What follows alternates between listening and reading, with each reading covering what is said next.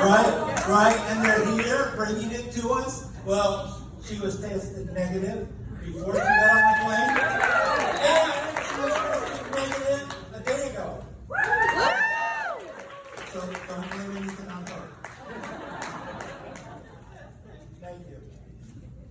You know, I had this prepared and I was going to memorize it. It just didn't come off. My wife, Lisa, said, "You got to memorize it." I said, "No, I can't memorize it. It's about 20 pages." And first of all, I just want to welcome everyone.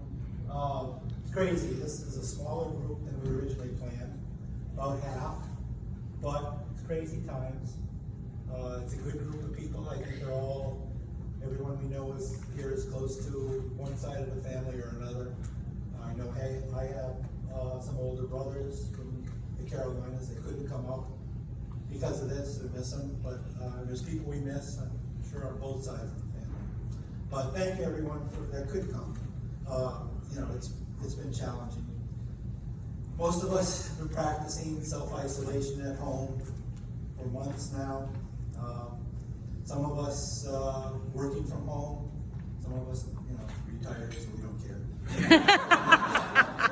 Some of us who have maybe 6 hours of teaching usually are doing like 30-minute Zoom classes. Emily, that's basically retirement too, I guess.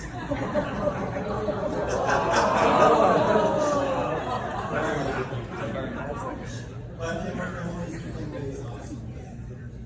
Secondly, I want to thank my wife Lisa, who I guess has been one of our strengths throughout this whole process.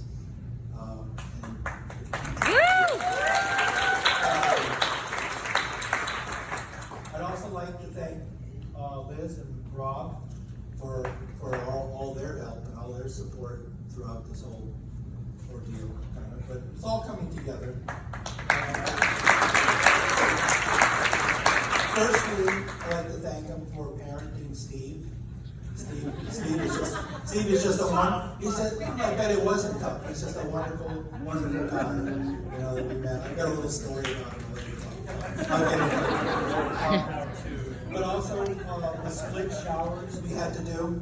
We ended up having a shower at our house for the gay side, and a shower at the Kronenberger side for a Kronenberger side. But it all worked out well. I think everybody had a great time. Kept the numbers down. Last night's rehearsal, we had a pizza truck sponsored by the Kronenbergers at our house. It also worked out real well. You know, not your traditional dinner, rehearsal dinner, but it was a really good time. So thank you for that again. Here's our names. I think I should get into this. Robert and Elizabeth. Meet Robert and Elizabeth. Okay. Well, wait a minute. It goes deeper than that. Okay. Nationalities. We've got Irish. We've got Polish, and Austrian. It came to that point when I first met Steve. Are you siblings? And he told us about this. I go, Emily, you guys better get your DNA test. You know, we could be like cousins. We could be cousins or something. So, but honestly, it's great to have you now part of the family. And we appreciate that. Planning for the wedding. How about that? Started last year. Emily and Steve had about 99% of all his planning done in 2 weeks. Honestly, 2 weeks. She picked her venue, she picked her band, she picked everything she could. I think she had her dress even. Was it sized at that? It might have been even sized. I don't know. But anyway, in 2 weeks she had everything. Then February comes and everything falls to crap, of course. So now what do you do? Now we're in disarray. So everything's changing week to week, you know. And the last 3 weeks, everything was changing day to day. So what do you do? So, but the common denominator for all of this has really been Emily and Steve. And right off the bat, Emily and Steve decided, you know, they had the opportunity to move the date, go out by a year, and they both said, no, we want to kind of get on with our life. Let's get married. let's get married this year. Do what we gotta do to be married. And we supported them, and I think they made the right decision. Life goes on, where, this too will pass is a very famous saying that everyone has, and I think it will. So we wish them the best of luck there. And then I want to talk a little bit about Emily.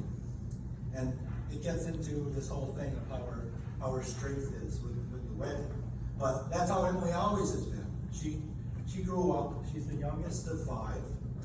She grew up in the shadow of 2 older brothers and 2 older sisters, constantly competing with them, trying to be as good or better. She got into sports. She excelled in soccer in high school. She was a member of 2 regional championship soccer teams, as well as playing basketball and soccer, and playing basketball in high school. She often was assigned the job of defending the other player's number 1 person on the team. So she was a real good defender, and especially in basketball. We played against the town of Stonington, where Heather Buck played. Heather Buck was a UConn player. And every other team in the conference would put 2 girls against Heather. Well, our coach only needed Emily against her. She didn't keep her from scoring all of her points, but she definitely kept her from scoring more than she scored against other girls. So she did amazing. So then Emily went to UConn, where she graduated. So she got her undergraduate from UConn. Then after UConn, she got her master's in education, where she's now a teacher in Guilford, Connecticut. She teaches 3rd grade. She just recently finished her 6th year in administration. So she's working her way up. I hope to see her someday as a superintendent of some school on the shoreline. She's like, no. Not gonna happen. But Mom and I are very proud of you with all you've accomplished. And I know you're gonna just keep accomplishing more. Steve. Stephen. Honestly, Stephen is one of the nicest people I have ever met.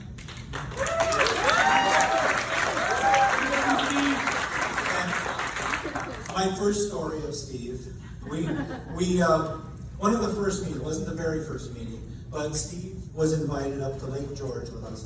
Lake George is a place that my wife grew up on, and we tend to gravitate back, not every year, but we try to get up there and spend a week or so. Well, we had a week up at Lake George, invited Steve, and as a condition of family acceptance, Steve was challenged to dive into the water, which at the time was about 60 degrees, swim out to a buoy, go around it, and come right back.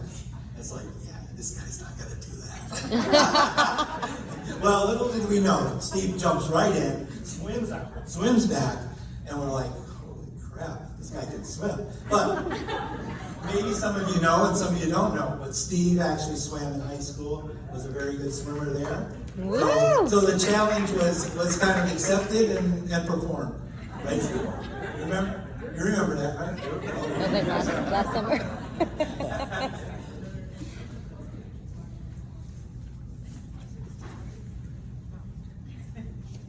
So another little story I have is the day that Steve actually came in and asked for Emily's hand in marriage.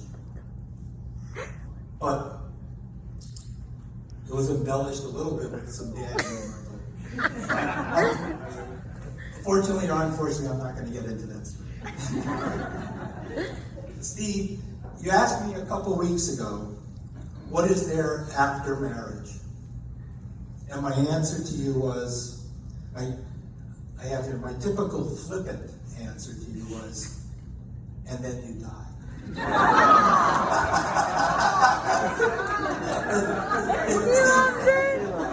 loves it. But Steve, honestly, and you knew I was kidding.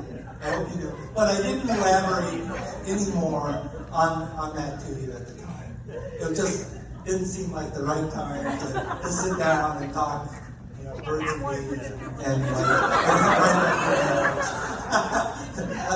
so I'm sure your dad has some of that reserved for you.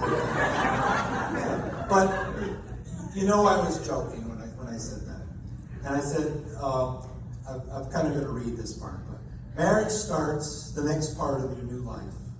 You now have someone to share with you all your hopes and dreams, someone to adore and be adored by. Surely there will be ups and downs, but the fact that there will now be two of you working together will smooth out those rough times. Two simple suggestions that someone told me when Lisa and I were married.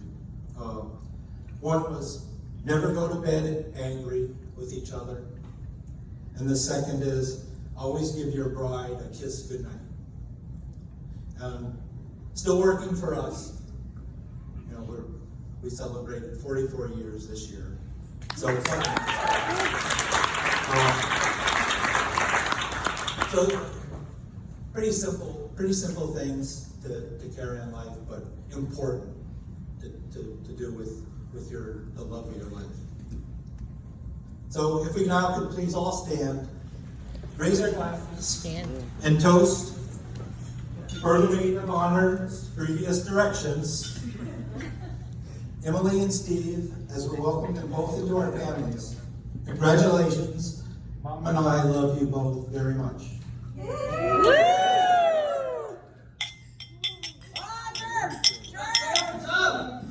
We're together.